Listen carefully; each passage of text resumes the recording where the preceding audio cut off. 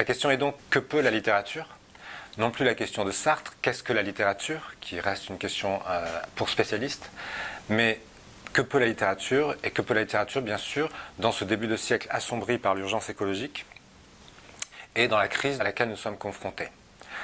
Cela implique peut-être pour la littérature un aggiornamento, une espèce de réforme, mais pour essayer de comprendre les données de cette réforme, il faut essayer de comprendre justement les données de la crise et ce qu'elle exige de nous.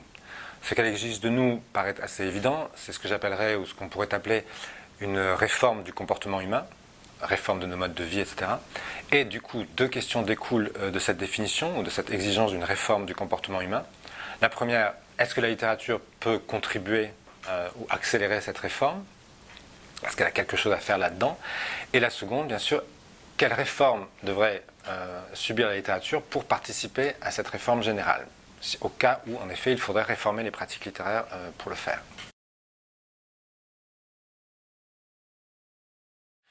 Donc afin de répondre à ces deux questions, il faut essayer de définir la crise. On peut la définir très simplement par un conflit, comme tout bon récit, par un conflit entre deux antagonistes, ou par un conflit d'antithèse, A et non-A, ou A contre non-A. Ce qui est un conflit qui est peut-être mal posé dans les prémices, mais qu'il faut tout de même poser, qui est qu'on pourrait appeler le conflit de la cité contre la planète. La cité, c'est-à-dire les sociétés humaines et les formes de contractualité qui fondent les sociétés humaines, et bien sûr la planète comme d'autres formes de liens qui sont les liens de la biosphère ou les liens des écosystèmes. Ce qui est évident à l'heure actuelle, bien sûr, c'est que les sociétés humaines, c'est-à-dire la cité, ne reconnaît de contractualité qu'entre les hommes. Et du coup, c'est détaché ou c'est émancipé des formes de contrats naturels qui les attachaient à la survie de la planète ou à la survie de ses écosystèmes. Et cette émancipation a fait que peu à peu, la cité s'est absoute des fins de la planète, et ces fins sont devenues des fins en soi, qui ont permis, cette absolution, cette émancipation a permis à la fois une grande expansion de la cité et la domination de la planète. C'est-à-dire que dans un premier temps, et c'est la situation à laquelle on arrive dans l'époque moderne, A l'emporte sur B, la cité l'emporte sur la planète. Et c'est la situation dans laquelle on vit en ce moment est une situation assez paradoxale, où c'est une espèce d'ironie, c'est que en fait c'est exactement notre triomphe, ou le triomphe de la cité sur la planète, qui entraîne le problème, puisque la planète est à ce point assouvie ou dominée qu'elle n'a plus de pouvoir de réponse, qu'elle n'a plus de pouvoir de réaction. Et n'ayant plus de pouvoir de réaction, elle ne peut plus rééquilibrer les déséquilibres induits par les modes de vie de la cité. Et du coup, on se bat maintenant contre quelque chose qui est un retour de notre propre puissance, qui est celle de la planète, bizarrement, mais qui est l'effet secondaire de notre propre puissance qu'elle n'a pas pu absorber et rééquilibrer. On se trouve du coup dans une nouvelle partition par rapport aux prémices du problème. Ce n'est plus A l'emporte et non A est vaincu, c'est l'un et l'autre meurent ensemble, si vous voulez. Et donc, il faut essayer de repenser le conflit en pensant que la cité et la planète, aujourd'hui, se sauveront ou se perdront ensemble. Et pour sauver la cité, il faut, en un sens, sauver la planète, et donc il faut reprendre la partition du conflit pour essayer de la repenser. Cette situation actuelle où la puissance de la planète est devenue la puissance de la cité, c'est ce qu'on appelle l'anthropocène, l'homme ou ses modes de vie, le mode de vie des sociétés occidentales, modernes, capitalistes, sont devenus une force géologique, ou elles s'inscrivent comme force géologique. C'est exactement cette idée. Il y a une confusion maintenant entre l'ordre de la cité et l'ordre de la planète. Très exactement, il n'y a plus vraiment de capacité de la planète à rétroagir sur les actions humaines. Cette présence de l'homme du côté de la cité et du côté de la planète implique qu'on n'est plus dans un dispositif antagoniste, on est dans un dispositif antinomique où à l'intérieur de l'homme même se débattent deux hommes. C'est la figure de l'homo duplex ou de l'homme double, reprise et variée pour notre situation actuelle, qui serait, disons, le moderne et le terrestre, ou le moderne et le terrien. Et dans chacune de leurs actions, dans chacune de nos actions, bien sûr, on le sait très bien, il y a ce déchirement entre deux hommes qui, en fait, intériorisent un débat, un ancien débat qui était celui de la planète et de la cité. Donc, Après ce premier diagnostic extrêmement rapide, on peut revenir aux deux questions que nous posions au départ. D'abord, est-ce que la littérature peut contribuer donc à cette réforme des comportements humains? Et deux, quelle réforme doit-elle subir ou opérer sur elle-même pour participer à cette réforme? La réponse la plus évidente, c'est une réponse assez négative et assez pessimiste, que la littérature, pour deux raisons, est peut-être une des pratiques les moins bien situées ou les moins bien définies pour participer à cette lutte. Pour deux raisons que je vais essayer de développer. La première, c'est que la littérature a tendance à vivre en isolation dans son propre domaine et donc a peu d'habitude à servir de moyen pour une fin extérieure à elle-même, ce qui implique une difficulté de la faire participer donc du coup à une réforme qui ne la concerne pas. Et la seconde raison, c'est que la littérature a participé dans notre Occident moderne, justement au détachement de l'homme de la nature. Elle a été une des armes les plus fortes pour humaniser l'homme contre l'homme naturel, contre la nature. Tout l'humanisme européen, ou le rapport de l'humanisme et des lettres, a fait que la littérature a été en fait enrôlée dans la domestication de l'homme et donc dans l'écrasement ou la soumission de l'homme naturel. L'isolation de la littérature, bon, c'est une évidence, et c'était déjà le problème que se posait Sartre en 1947 dans Situation d'écrivain. Cette idée d'une littérature de la praxis, c'était une idée qui prévoyait donc la sortie de la littérature d'elle-même ou de son domaine réservé, etc. Pour la littérature occidentale, bien sûr, c'est une question qui vient de la République de Platon, enfin cet exil des poètes de l'espace politique, l'exil de la parole littéraire, disons, de l'espace politique. Donc les poètes exilés, pour des raisons sur lesquelles je reviendrai, de l'espace politique, vont être recueillis par Aristote dans l'espace de la poétique. Ils partent de l'espace politique et on leur ouvre cette réserve, cette résidence surveillée de l'espace poétique, où leur parole n'est plus du tout un parler, un agir en commun avec des hommes, mais est un faire. Et un faire, c'est-à-dire des productions de beaux objets, de beaux récits, etc., isolés dans sa réserve, dans cette espèce de chômage du beau, si vous voulez. Et du coup, c'est un très mauvais départ pour penser la littérature dans son rapport à une réforme des comportements.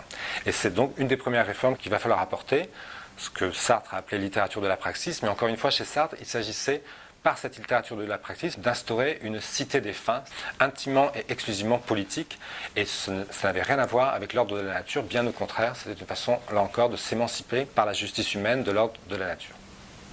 La seconde raison qui rend improbable l'hypothèse de faire participer la littérature à la réforme de nos comportements ou à une réforme de comportement qui pourrait nous rapprocher des fins de la planète est le rôle justement que la littérature a été amenée à jouer dans l'Occident moderne, dans cette tentative d'éloignement de l'homme de la nature. Je vais commenter une planche qui est tirée du livre de l'humaniste Charles Bauvell, donc d'un livre de 1550. Vous avez une double échelle en forme de pyramide. L'échelle de gauche correspond à l'échelle des créatures selon Raymond Sebon dans sa théologie. Il y a une reprise de la théorie des âmes d'Aristote. Vous avez d'un côté la pierre, toute à l'extrême gauche de la pyramide, la pierre qui simplement est. Puis au second étage de la pyramide, donc sur le degré supérieur, la plante qui elle vivit. Puis l'animal qui sent, sentit, et puis l'homme qui intellegit, donc qui comprend ou raisonne ou réfléchit. Trois âmes, donc une âme végétative de la plante, l'âme sensitive de l'animal et l'âme intellective ou spéculative de l'homme. Dans cette échelle des êtres, l'homme fait encore partie de l'échelle des créatures. C'est une conception créaturelle de l'homme, c'est la plus haute des créatures, mais il est une créature. Charles Bauvell, dans son livre, donc le livre du sage, Liber de Sapiente, ajoute une pyramide en miroir de celle-ci, donc la pyramide de droite, et sur cette pyramide, vous remarquerez, l'homme est entre hommes. Il n'y a plus que des hommes, et c'est lui-même, l'homme, qui remonte les étages de cette pyramide. On passe de l'homme minéral, l'homme qui est réduit à l'état de pierre, qui simplement est, c'est l'homme de l'ascédie, de la paresse, de la boulie. Puis l'homme qui vit au second degré de la pyramide, l'homme plante, qui lui n'a qu'une espèce d'existence végétative, qui se nourrit en fait. Puis l'homme sensible, celui de la luxure, donc l'homme qui a des appétits charnels, qui est au niveau de l'animal, de la bestialité, etc. Et tout en haut de la pyramide, l'homme studieux qu'on voit assis au pupitre avec un livre, donc l'homme de lettres, le lettré, qui lui, intellegit, et qui est l'homme de la vertu formé aux lettres.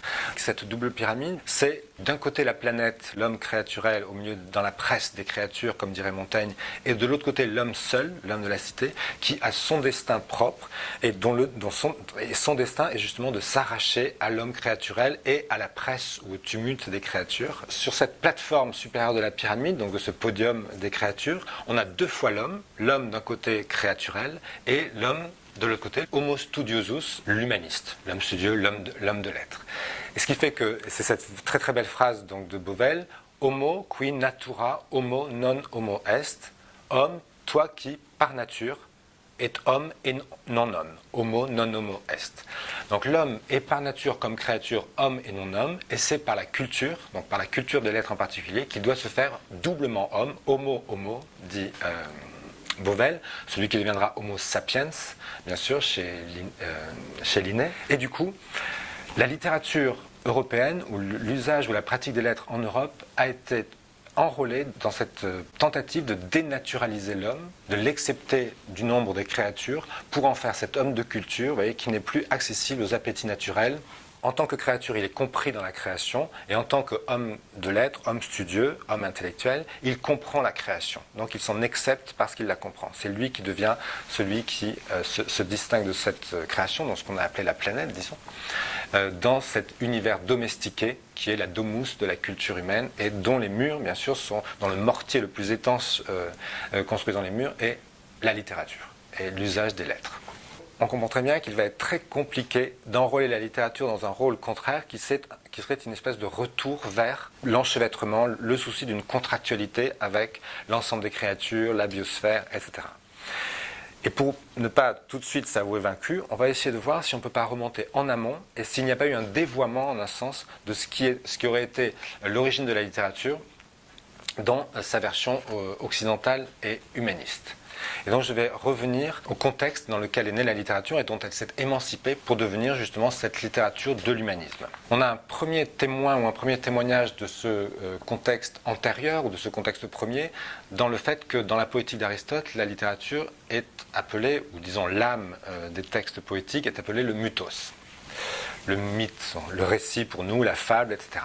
Et donc bien sûr c'est dans le contexte mythologique dont la littérature s'est émancipée qu'il faut essayer de comprendre la possible réforme de la littérature que l'on essaie d'engager. Donc, si l'on regarde ce contexte mythique, les mythes participent de l'activité rituelle, donc les mythes sont le commentaire ou le scénario qui accompagne l'activité rituelle d'une société. Et dans les sociétés premières ou dans les sociétés prémodernes, disons, des sociétés sans écriture justement, avec une littérature fortement, des récits oraux, on voit qu'il y a une opposition entre deux contextes, le contexte des pratiques quotidiennes et le contexte rituel. Or, ce que l'on remarque, c'est que dans les pratiques quotidiennes, toutes les pratiques quotidiennes sont faites pour singulariser l'existence humaine par rapport à l'ordre du monde. Donc elles insistent sur la différence humaine, c'est-à-dire certaines règles matrimoniales, certaines règles d'échanges commerciaux, certaines règles d'échanges linguistiques qui définissent les hommes contre les autres vivants, et vraiment qui ont pour fonction de singulariser cette existence humaine pour éviter qu'elle se fonde ou qu'elle se noie dans l'âme du monde ou l'ordre du monde. Et donc vous avez toutes les pratiques sociales sont différenciantes par rapport à l'ordre naturel, d'où la prohibition de l'inceste par exemple, qui est le fondement social, etc. Et d'un autre côté, on a les pratiques rituelles, dans lesquelles au contraire l'homme rejoint un rapport avec le temps mythique, donc de l'indistinction des vivants, animaux, non-animaux, végétaux, humains, etc., dans cette espèce de temps mythique où l'âme du monde était fondue dans l'un. Et du coup, tous les épisodes rituels jouent la contradiction de la constitution sociale. Ils sont en un sens déshumanisants. Tous les personnages rituels fondamentaux ont un soi non anthropomorphe. Et ce qui est rejoué dans les rituels, justement, c'est un principe de confusion. Donc, on pratique socialement la distinction par rapport à la planète, ce qu'on appellera la planète, et à côté de ça, rituellement, on pratique la confusion, justement, avec cette même ordre et la dissolution de l'ordre de la cité. Et c'est ce qui fait bien sûr que ces sociétés sont sans histoire et ne se racontent pas d'histoire comme nous racontons des histoires. Elles ont des histoires mythiques, mythologiques, donc cosmogonites, etc.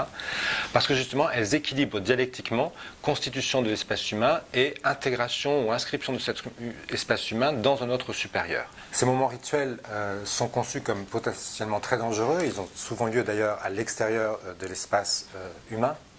Mais il permet tout de même de révoquer l'état social pour retourner à un ordre créatif premier des choses et donc pour consolider la différence humaine ou revenir dialectiquement à la constitution de l'ordre social à partir du retour à cet état plus créatif qui serait l'état premier des choses.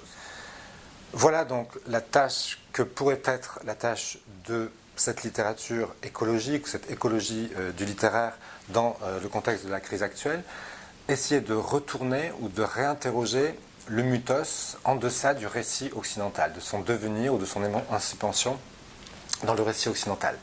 Cette émancipation, pour nous, elle a un moment très symbolique, qui est le moment de l'enseignement socratique. Et Socrate, avec ses deux élèves, donc d'un côté Platon, le bon élève, le nerd, qui reproduit verbatim les paroles de son maître, et puis le cool guy, Aristote, qui va contredire ou produire une nouvelle philosophie à partir de la philosophie de Socrate. Et donc le premier, Platon, reproduit dans cet exil des poètes, donc de ceux qui ont le mythos, et le devenir du mythos pour Platon, c'est le mythe philosophique. Le mythe de la caverne, etc. Donc un devenir philosophique du mythos qui va le détacher de son contexte divin, disons. Et en revanche, eux, les poètes qui continuent à parler des dieux et qui disent du coup des choses qui sont ou soit des mensonges, qui mélangent les hommes et les dieux, qui est cet espace confus du mythe, vont être expulsés de la cité pour le devenir philosophique du mythe. Et de l'autre côté, Aristote récupère ces poètes en exil et lui s'occupe d'un devenir littéraire du mythos, d'une espèce d'arraisonnement littéraire du mythe dans la poétique. Ce qui est très intéressant dans la poétique, c'est qu'on voit encore cette origine rituelle dans la théorie de la tragédie chez Aristote.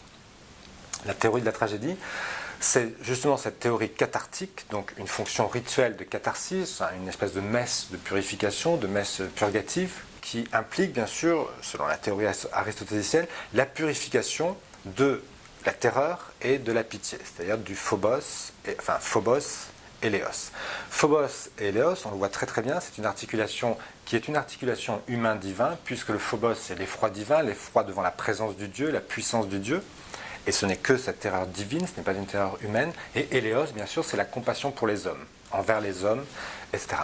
Et donc, purger ces passions, purifier ces passions, c'est réinstaurer entre elles, par le rituel tragique, une espèce de tempérance qui permet de tempérer l'une par l'autre la némésis divine, c'est-à-dire la jalousie de la puissance divine qui tente à l'écrasement de l'homme, et l'orgueil humain, l'hubris humaine, qui tente justement à se passer complètement de la référence divine, donc la constitution d'une société humaine toute puissante. On voit ses origines donc dans un contexte rituel, un contexte de récit mythologique, puisqu'elle s'occupe en effet de cette double inscription de l'action humaine dans un monde humain et un monde non humain ou un monde plus qu'humain qui l'environnerait.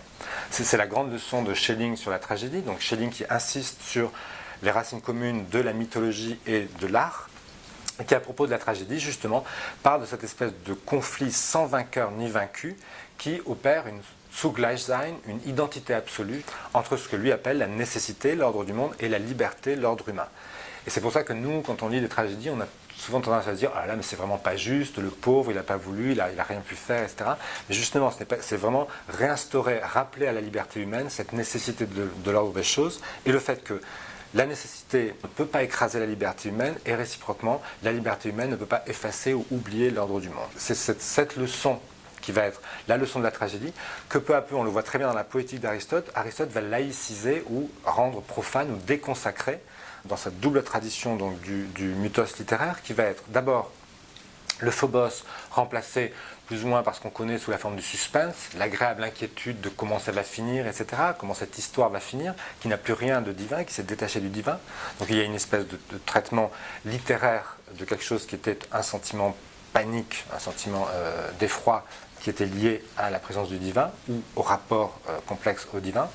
Et de l'autre côté, la réduction du mythos comme récit aux intrigues humaines, aux histoires d'hommes. Mimesis drontas, donc représentation de personnes agissantes. Et donc une double une double réclusion du mythos dans l'espace du récit humain, du grand récit des histoires d'hommes pour des hommes, pour constituer des pratiques et des modes de vie humains.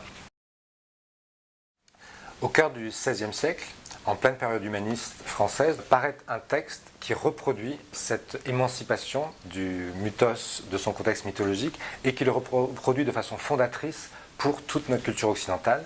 Il s'agit donc de l'Heptaméron de Marguerite de Navarre. Marguerite de Navarre réécrit, disons, le Décaméron de Boccace, mais le réécrit en essayant de doubler son atmosphère entièrement profane d'un rappel à un ordre divin. Il s'agit d'un épisode climatique extrême, ce qui est très intéressant pour nous. On est dans les Pyrénées-Orientales, il y a un déluge, ce qui est appelé un déluge dans le prologue du texte, et du coup, quelques villageois donc, qui étaient allés aux sources thermales de Cauterets se retrouvent dans une abbaye, et dans cette abbaye décident de passer le temps, de se désennuyer en se racontant des histoires. Mais ce qui est très intéressant dans le dispositif du texte, c'est qu'il y a une division, une distinction de la journée. La matinée, les personnages se consacrent à des lectures du texte biblique, donc à des lectures saintes, et l'après-midi se racontent des histoires d'hommes, des histoires profanes. Le texte ne porte que les histoires de l'après-midi. Donc il y a une espèce d'absence ou de membre fantôme dans le texte qui est justement la part divine du discours de l'homme comme créature devant son créateur, dans un ordre du monde, etc. Et donc toute la littérature européenne, vous voyez, reprend ici cette espèce de bifurcation et se consacre simplement aux histoires humaines. Et donc les histoires de l'après-midi, c'est des histoires qui constituent des sociétés humaines, et une société, une sociabilité et des contractualités humaines, histoire entre différences des sexes, hommes-femmes, très forts conflits sur les différences des sexes, rapports amoureux, rapports courtois, rapports sociaux, etc. Donc tout ce qui constituera l'éthique, disons, renaissante, alors que bien sûr on a un silence sur l'homme comme pauvre créature, donc soumis à la puissance divine. Et c'est bien sûr cette bifurcation qui est refaite, vous voyez, après la poétique, qui se refait comme ça au grand moment de la naissance de l'humanisme, qui va encore une fois réorienter le discours occidental simplement vers des histoires humaines. Le problème de Marguerite de Navarre, c'est que cette distinction entre l'ordre créaturel et l'ordre de la culture, l'ordre culturel, est déjà inscrit au sein des matinées, puisque au sein des matinées, l'homme est lui-même une créature qui fait partie de la création, mais ses destinées sont surnaturelles puisqu'il est promis à la rédemption. Et donc on a déjà cette idée que l'homme s'est détaché de l'ordre naturel dans cette division ou dans cette distinction très forte qui est faite entre création et rédemption comme les deux œuvres divines, le Dieu créateur du monde, de la planète, du cosmos, et le Dieu sauveur de l'homme, et du coup qui détache les destins de l'homme du destin terrestre. Et donc c'est dans l'hypothèse d'une possible reconstitution littéraire ou d'une possible réforme littéraire qui permettrait de participer ou de contribuer à la réforme de nos comportements, il faudrait bien sûr essayer de reconjoindre ces deux parties, de faire revivre ce membre fantôme et dialectiquement le faire retravailler avec la partie fortement développée dans toute la littérature européenne, qui est la partie des actions humaines, ce que Latour appelle tous les « je t'aime moi non plus », toutes les histoires psychologiques des passions et des actions humaines. Et donc reconjoindre cette partie-là à son autre partie et trouver une écologie du récit ou un nouveau type de récit qui permette justement de relier, de recréer des croisements, des enchevêtrements, etc. Des pratiques humaines, donc des pratiques de la culture, avec des pratiques plus générales liées au destin de la planète.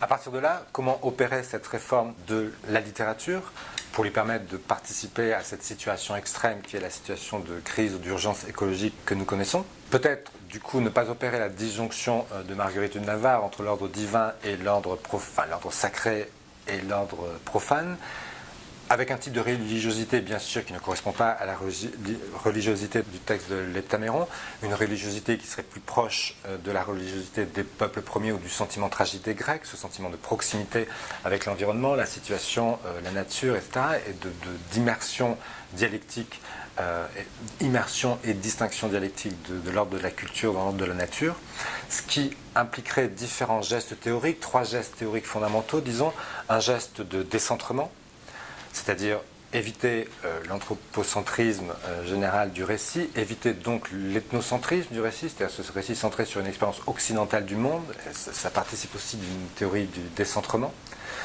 une théorie ou un geste de décloisonnement. Décloisonnement, c'est-à-dire remise en cause de toutes les distinctions générales qu'on opère entre nature-culture, agent et patient, sujet et objet, etc. Nature extensive inerte et homme seul acteur conscient de ses actions. Ce qui participerait bien sûr d'un redoublement du décentrement, puisqu'il y aurait non plus simplement décentrement, mais démultiplication des centres, chaque vivant, chaque milieu étant un centre en lui-même, devant être pensé comme un centre de croisement, d'enchevêtrement et de réseau. Et bien sûr, un troisième geste théorique général et pratique qui serait ce qu'on peut appeler la théorie des assemblages, qu'il s'agisse des machines deleuziennes ou d'une théorie ou des pratiques de la relation, donc de préférer la relation au terme. Les réseaux de relations constituant les termes et non pas les termes entrant dans des relations. Tout le master a été pensé à partir de cette réforme générale qui est à la fois une réforme théorique et pratique. Il fonctionne selon 3 grands semestres d'enseignement, donc on s'interroge successivement sur la possibilité de créer de nouvelles fictions de monde, fiction des êtres et fiction des lieux, donc fiction des êtres, des différentes agentivités possibles dans les récits réformés, et fiction des lieux, des différentes situations, inscription dans des lieux, entrecroisement, diplomatie et autres rapports croisés. Un dernier type d'enchevêtrement et qui est particulièrement important pour nous pour le master, l'espèce de couplage théorie et pratique, c'est-à-dire théorie de la littérature et pratique de la littérature, donc écriture créative, qui est le fondement même donc, des pratiques dans le master, qui croise recherche et création dans le domaine de l'écopoétique. Le principe du recrutement des étudiants s'harmonise au principe de constitution de l'équipe pédagogique, puisque dans cette équipe pédagogique, donc, on croise différents champs disciplinaires. Bon, les champs principaux sont bien sûr la littérature française, la littérature générale et comparée, la littérature francophone, la sémiologie et la linguistique, l'anthropologie, le cinéma, la théorie et l'histoire du cinéma.